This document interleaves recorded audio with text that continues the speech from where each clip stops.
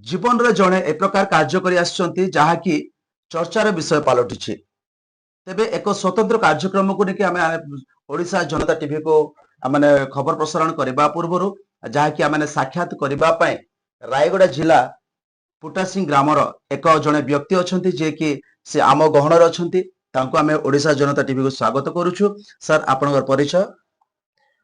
समस्त को नमस्कार। मो ना अच्छी वीरभद्र दलबेरा। मु सगड़ा एवं गुंड्रुबा गाँ पहाड़ एरिया इलाका रे मु रहूची एवं पुटासिंह ग्राम बर्तमान मु पुटासिंह रहूची गुणपुर ब्लॉक एवं रायगड़ा जिला। तो सर जहाँकि आपनक विषय अनेक थर आम जिते ये गोटे विषय को शुणुलु जहाँकि केते दूर सत्य सत्य ताकू एक्चुअली पुंखानुपुंख भाव आम आलोचना करने आप निकट आसी पहुंचुछु। तेबे गोटे कथा कहिबे जे आपनकर जीवन कहानी कौन रही जितेबले आपण जड़े एक जंगल रे बसवास करी वर्तमान आपण एक विभिन्न राज्य को ओडिशा ठारू ओडिशा बाहर मते जाके भारत दिल्ली रो सेंट्रल जगह मते आपण माने पहुंचछंती। तेबे आपणकर एई जो कार्यकलाप मध्यरे कौन एमिति अभिज्ञता थिला एवं आपणकर जीवन कहानी कौन रही जे आपणकर जेतेबेले जन्म ठारू जेतेबेले बयस वर्तमान चलीछि से बयस अनुसार तो कौन चलीछि। सर एक्चुअली मु जने लांजा सौरा आदिवासी एवं लांजा सौरा आदिवासी परंपरा गीत नाच एवं बाजा जंत्र को नेकी गुणपुर प्रोग्राम ले गुणपुर नाचू, भुवनेश्वर प्रोग्राम ले भुवनेश्वर जाइके नाचू एवं दिल्ली मते जाइके आमे नाचू एवं मझिरे आमे जाइथिलु जयपुर।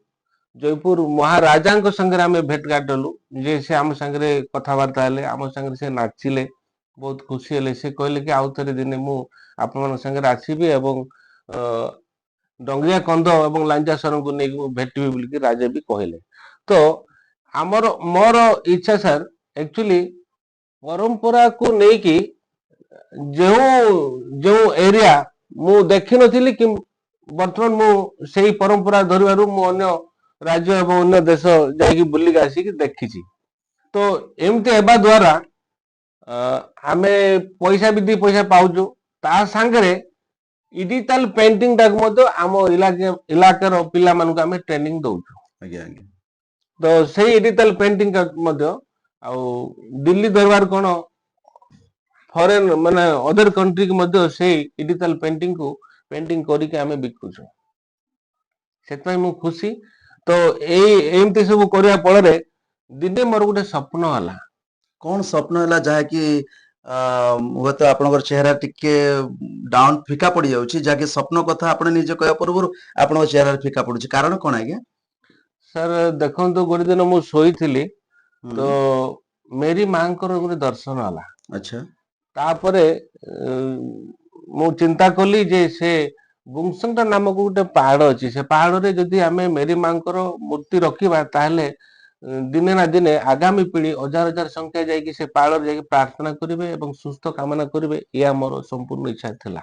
से पहाड़टा को जिला एवं को जगह अछि आज्ञा।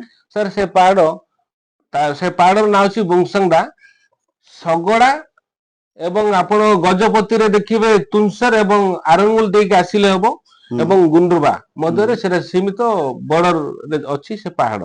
से पहाड़ ऊपर मेरी मांकर स्टैच्यू आमे रखिछु एवं अनेक लोक फादर एवं सिस्टर एवं लोक माने भी जाई जाई से माने प्रार्थना करूचंती।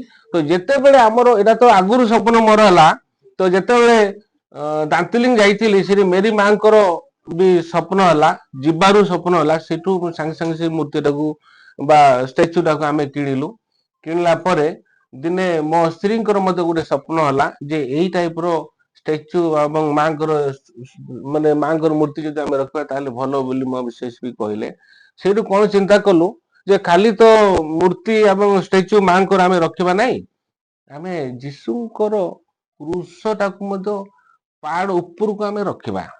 केमिति रखिबा ताले जिसु आम संगे 30 वर्ष सहवास कले 30 वर्ष पर अन्यान्य आलौकिक कार्य कले माने जीवन देले एवं जर होइथिबा लोकंकु से सुस्थ कले एवं कुष्ठी रोग मानकु से संग संग सुस्थ कले। तो या पड़े आमे चिंता कलु ସେଇ କୃଷଟାକୁ 33 ଫୁଟ ଉଚ୍ଚା ହେବା ଦରକାର। ଯେହେତୁ ଆମର ପୂର୍ବ ମାନେ ପୃଥିବୀ ଦ୍ୱାରା ପୃଷ୍ଠକୁ ଯୀଶୁ ଖ୍ରୀଷ୍ଟ 33 ବର୍ଷ ରହିଲେ, ଯେହେତୁ 33 ଫୁଟ ହେବା ଦରକାର, ତାହେଲେ କରାଯାଉ ବୋଲିକି ଆମେ ନିଷ୍ପତ୍ତି କଲୁ।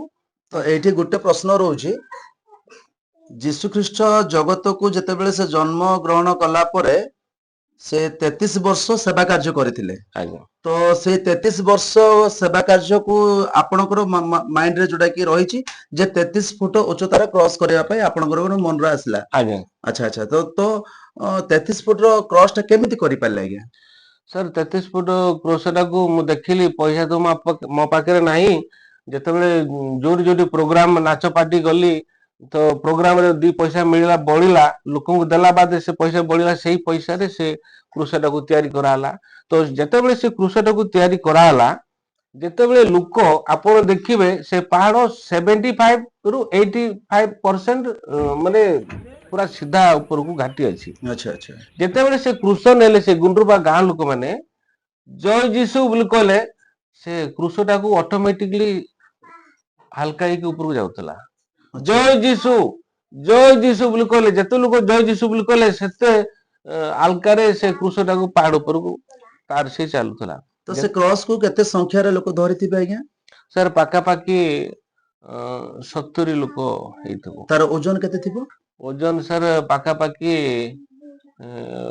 ଆମେ ଓଜନ କରୁଥିଲୁ 145 ନା କଣ ଆଚ୍ଛା ଆଚ୍ଛା ଆଚ୍ଛା, ଓଜନ। ଠିକ ଅଛି। ତ ଏମିତି, ତ ଦିନେ କଣ ହେଲା, ସେ କୃଷ ଯେତେବେଳେ ବସା ହେଲା, ଯୀଶୁଙ୍କର ଗୋଟେ କଷ୍ଟ ତାଳନା ଦିନ ଯେତେବେଳେ ଆସିବ, ଗୋଟେ ପ୍ରୋଗ୍ରାମଟେ ହେଇଥିଲା, ସେଇ ଟାଇମରେ ଜଣେ ଲୋକ ସେ ଗିର୍ଜାକୁ ନ ଆସିକି ଘରେ ଥିଲା ସାର୍। ଯେତେବେଳେ ସେ ଘରେ ଥିଲା, ମାନେ ଚର୍ଚ୍ଚ ଚାଲିଛି, ଗିର୍ଜା ପ୍ରାର୍ଥନା ଚାଲିଛି, ସେଇ ଟାଇମରେ ସେ ଯୀଶୁଙ୍କ ପାଖକୁ ହିଁ ତାରା ଯାଉଥିଲେ। ଯୀଶୁଙ୍କ ପାଖକୁ ହିଁ ତାରା ଯାଉଥିଲେ। ସେ ଲୋକ ମୋ ପାଖକୁ ଆସି ସେଇ ଜିନିଷଟା କହିବାର ସାହସ କଲା ନାହିଁ। ଏଇ ଜିନିଷଟା କେମିତି କହିବି? ତ ଆପଣ ଦେଖିବେ, ଏଇଟା ତ ଗୋଟେ ହେଇଛି।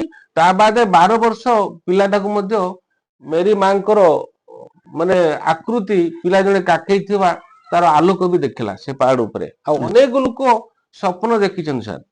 ସେଥିପାଇଁ ମୁଁ ଚାହୁଁଛି, ଆଗାମୀ ପିଢି ଯଦି ସେଇ ପାହାଡକୁ ଯାଇ ଯେତେବେଳେ ଯୀଶୁ ଖ୍ରୀଷ୍ଟ ସବୁବେଳେ ପାହାଡକୁ ଗଲେ, ପ୍ରାର୍ଥନା କରିକି ଓହ୍ଲେଇ ଆସିକି ଲୋକଙ୍କୁ ଭଲ କାର୍ଯ୍ୟରେ ଗାଁ ଗାଁ ବୁଲି ସେ ପ୍ରଚାର ପ୍ରସାର କଲେ, ସେଇ ଟାଇପର ଯଦି ପାହାଡକୁ ଯିଏ ଆସିବ, ସୁସ୍ଥ କାମନା ଏବଂ ନିଜର ମାନେ ଚାଲି ଚାଲି ଯାଇକି ମଧ୍ୟ ନିଜର ଯୋଉ ଶ୍ୱାସ ରୋଗ ଏବଂ କିଡନୀ ଫେଲୁର ରୋଗ, କିମ୍ବା ଯେକୌଣସି ଟାଇଫଏଡ ରୋଗ, କିମ୍ବା ଯେକୌଣସି ମୁଣ୍ଡ ବଥା ରୋଗ, ଯେକୌଣସି ରୋଗରୁ ସୁସ୍ଥ କାମନା କରିବେ, ଏହା ମୋର ଇଚ୍ଛା ଥିଲା। ଯେହେତୁ ସାର୍ ଆମେ ଯଦି ଚାଲିବା, ତାହେଲେ ପେଟରେ ଗ୍ୟାସ ରହିବ ନାହିଁ ଏବଂ ଆଣ୍ଠୁଗଣ୍ଠି ବାତ ବି ରହିବ ନାହିଁ। ତ ଚାଲି ଚାଲି ଯାଇକି ଯୀଶୁଙ୍କୁ ଦର୍ଶନ କରିକି ଆସିଲା ପରେ ସୁସ୍ଥ କାମନା ଯେମିତି ପାଇବେ, ସେଇଟା ମୋର ସମ୍ପୂର୍ଣ୍ଣ ଇଚ୍ଛା ସାର୍। ତ ବର୍ତ୍ତମାନ ପର୍ଯ୍ୟନ୍ତ ଆପଣ ଯେତେବେଳେ ତାହାକୁ ନିର୍ମାଣ କଲେ, ସେଇ କ୍ରସ କୁ, ଯୋଉ 33 ଫୁଟ ଉଚ୍ଚତାର ଯୋଉ କ୍ରସ କୁ ଆପଣ ବନେଇଲେ, ଆଜ୍ଞା, ତ ଆପଣଙ୍କର ମନର ଯୋଉ ମନସ୍କାମନା ଥିଲା, ତାହା କଣ ପୂର୍ଣ୍ଣ ହେଇଛି କି? ନିଶ୍ଚୟ ସାର୍, ହେଇଛି ସାର୍। ତ ସେୟା ବନେଇବା ଦ୍ଵାରା ଅନେକ ଲୋକମାନେ କଣ ସୁସ୍ଥତା ଅନୁଭବ କଣ କରିଛନ୍ତି କି? ସେ ସ୍ଥାନକୁ ଲୋକମାନେ ଯାଇ କୌଣସି ଅଲୌକିକ ଶକ୍ତି କଣ ସେମାନେ କଣ ପାଇଛନ୍ତି କି? ଏମିତି କଣ ଅଛି କି? ସାର୍, ଆଲୌକିକ ଶକ୍ତି ସେମାନେ ଲାଇଟ ଦେଖିଛନ୍ତି, ଆଚ୍ଛା, ଆକୃତି ସବୁ ଦେଖିଛନ୍ତି। ଆଜ୍ଞା ଆଜ୍ଞା, ଆଉ ଯେତେବେଳେ ଆମେ ପ୍ରାର୍ଥନା କରି ଯାଇଥିଲୁ ପୂର୍ଣ୍ଣ ଶୁକ୍ରବାର ଦିନ, ଗୋଟେ ଝିଅ ସେଇଠି ବେହୋସ ହେଇଯାଇଥିଲା। ସାଙ୍ଗେ ସାଙ୍ଗେ ଆମେ ତାକୁ ପ୍ରାର୍ଥନା କଲୁ। ସେ ପ୍ରାର୍ଥନା କରୁ କରୁ ସେଇ ଝିଅ ଅଟୋମେଟିକ ଚାଲିବାର ଆରମ୍ଭ କଲା। ଆଉ ସେଇ ଝିଅ, ଆମର ଦିବ୍ୟ ଯଜ୍ଞ ହଉଥିଲା, ସେ ଦିବ୍ୟ ଯଜ୍ଞକୁ ପଳେଇ ଆସିଲେ ସାଙ୍ଗେ ସାଙ୍ଗେ। ଆମେ ଆଚ୍ଛା। ଭାବିଲୁ ଯେ ଏଇଟା ଗୋଟେ ଆଲୌକିକ ଶକ୍ତି ଯୀଶୁଙ୍କର। ଅନେକ ପିଢି, ଆଗାମୀ ପିଢି ଚାଲି ଚାଲି ଆସିକି ପ୍ରାର୍ଥନା କରିବେ, ଏଇଟା ମୋର ପୂର୍ଣ୍ଣ ବିଶ୍ୱାସ। ତେବେ ଏଇଠି ଗୋଟେ ପ୍ରଶ୍ନ ସୃଷ୍ଟି ହଉଛି ଯେ 33 ଫୁଟର ଉଚ୍ଚତାର ଯୋଉ କ୍ରସ କୁ ଆପଣ ବନେଇଲେ, ଏତେ ନିଜର ଅର୍ଥଟାକୁ ଆପଣ ବିନିଯୋଗ କଲେ, ନିଜେ ପରିଶ୍ରମ ପଡି ଆପଣ ବିଭିନ୍ନ ସ୍ଥାନକୁ ଯାଇ ନିଜ ଆଜ୍ଞା ନୃତ୍ୟ କାର୍ଯ୍ୟକ୍ରମ କରି ସେଇ ଅର୍ଥରେ ହୁଏତ ପରିବାର ଚଳିବା କଥା। ଆଜ୍ଞା, କେମିତି ଆଜ୍ଞା ପରିବାରକୁ ଆପଣ ପଛରେ ରଖି କ୍ରସ କୁ ଏତେ ପ୍ରାଧାନ୍ୟ ଦେବାର କାରଣ କଣ ଆଜ୍ଞା? ସାର୍, ମୁଁ ଦିନେ ଚିନ୍ତା କରୁଛି, ଯଦି ମୋର ବୟସ ହେଇଯିବ, ତାହେଲେ ମୋର ଘର ସେଇଟା ହିଁ ହବ, ସେ ପାହାଡ଼ରେ ହିଁ ରହିବି ଏବଂ ଯିଏ ଆସିବେ ତାଙ୍କୁ ପ୍ରାର୍ଥନା ଜୀବନ ଏବଂ ସୁଷମାଚାର ପ୍ରଚାର କରିବା ପାଇଁ ହିଁ ମୋର ଇଚ୍ଛା।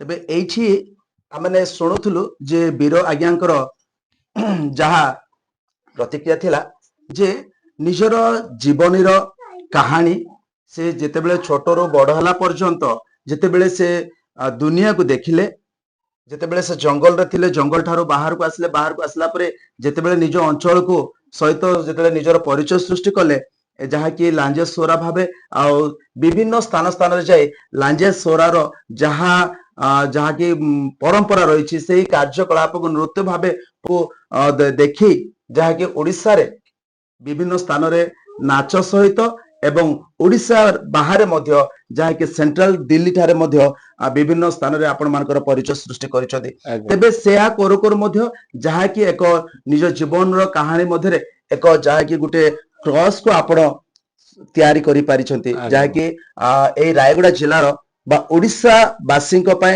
ତ ମୁଁ କହିବିନି ଭାରତ ବର୍ଷରେ ଆପଣ ଗୋଟେ ପରିଚୟ ସୃଷ୍ଟି କରିଛନ୍ତି, ଆଜ୍ଞା ଯାହା ଫଳରେ ଲୋକମାନେ ଜାଣିପାରୁଛନ୍ତି ଯେ ଏତେ ଉଚ୍ଚତାର କ୍ରସ କରିବା ଦ୍ଵାରା ଆପଣଙ୍କର ଗୋଟେ ମାନତ ପୂର୍ଣ୍ଣ ହେଇଛି, ପୁଣି ଅନ୍ୟମାନଙ୍କର ମଧ୍ୟ ଯାହାକି ସେବାରେ ଆସୁଛି, ଆଜ୍ଞା ଅନେକ ଲୋକ ସେ ସ୍ଥାନରେ ସୁସ୍ଥତା ହଉଛନ୍ତି। ନିଶ୍ଚୟ ତେବେ ଅଛି। ଏଇଠି ଆମେ ଦର୍ଶକ ମାନଙ୍କୁ କହିବା ପାଇଁ ଚାହୁଁଛୁ ଏ ପ୍ରକାର କାର୍ଯ୍ୟକଳାପ ମଧ୍ୟରେ ନିଜ ଜୀବନକୁ ବାଜି ଲଗେଇ ଅନେକ ସମୟ ମଧ୍ୟରେ ନିଜର ପରିବାରକୁ ଛାଡି ପେଟ ପୋଷଣ ପାଇଁ କିଛି ନୃତ୍ୟ କାର୍ଯ୍ୟ କରି ନିଜର ଅର୍ଥକୁ ପ୍ରଭୁଙ୍କ ପାଇଁ ଏକ ଗୋଟେ କାର୍ଯ୍ୟ କରି ଯାହାକି ମହାନତା କାର୍ଯ୍ୟ କରିକି ଦେଖେଇଛନ୍ତି ଆମ ମାନଙ୍କର ବୀର ଆଜ୍ଞା।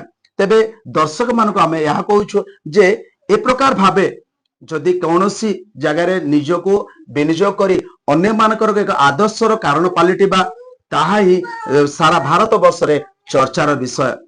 এই বিষয় আলোচনা କରିବା ପାଇଁ ବିଭିନ୍ନ ପାହାଡ ଜଙ୍ଗଲ ଦେଇ ଆମେ ଗତି କରି এই ସ୍ଥାନକୁ ଆସି ପହଞ୍ଚିଲୁ ରାୟଗଡ ଜିଲ୍ଲା ଆଉ ଯାହାକି ପଟାସିଂ ଗ୍ରାମରେ। ଆଉ ଯେତେବେଳେ ସାରଙ୍କ ସହିତ ଆମର ସାକ୍ଷାତ ହେଲା, ଆଉ ସାକ୍ଷାତ କରୁ କରୁ କିଛି ବିଷୟ ବାର୍ତ୍ତାଳାପ ହେଇଛି, ଏଇ ବାର୍ତ୍ତାଳାପ ଅନ୍ୟମାନଙ୍କ ପାଇଁ ଏକ ଉଦାହରଣ ପାଲଟିବ, ତାହା ହିଁ ଦେଖିବାକୁ ବାକି ରହିଲା। ରାୟଗଡା ଜିଲ୍ଲା ପଟାସିଂ ଗ୍ରାମରୁ ସନ୍ତୋଷ କୁମାର ପାଲ, ଓଡ଼ିଶା ଜନତା ଟିଭି।